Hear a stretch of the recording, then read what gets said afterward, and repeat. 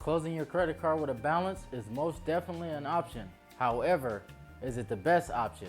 Well, I guess we have to figure out in this video in just a sec. What's going on, guys? Chris Robinson here, and in today's video, we will be figuring out the effects of closing a credit card with a balance. So be sure to watch through the full video, take notes, and support the channel by smashing that like button and subscribing to the channel for future videos like this.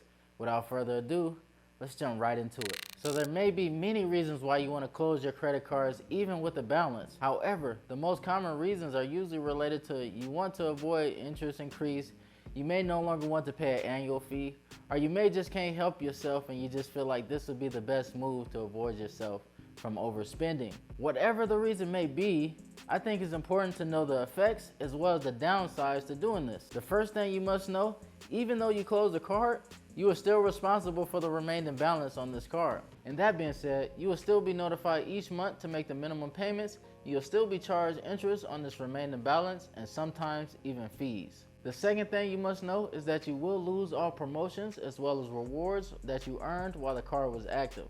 So it's important that you plan ahead, redeem these rewards before you close the card. So the biggest downside to closing this card is that it can seriously hurt your credit. But this is all dependent upon your credit age, your credit utilization, as well as your payment history. So if it's an older card with a high credit limit, you may be looking at a serious hit to your credit score as compared to a new card with a low credit limit. So looking at the bright side, if you close this card in good standings, it would eventually fade over time. If you plan on closing this card due to your spending habits, I suggest that you log into your account, close the card so that you can no longer use it, take the physical card, cut it up so that you can no longer use the physical card, and work hard to pay off the balance, because you still have to pay off the balance regardless if you leave it open or if you close it. But the bright side of this is that you will avoid taking a hit to your credit score, and in fact, it will probably even help your credit score. So if you just can't deal with these annual fees anymore, I suggest that you call up the issuer,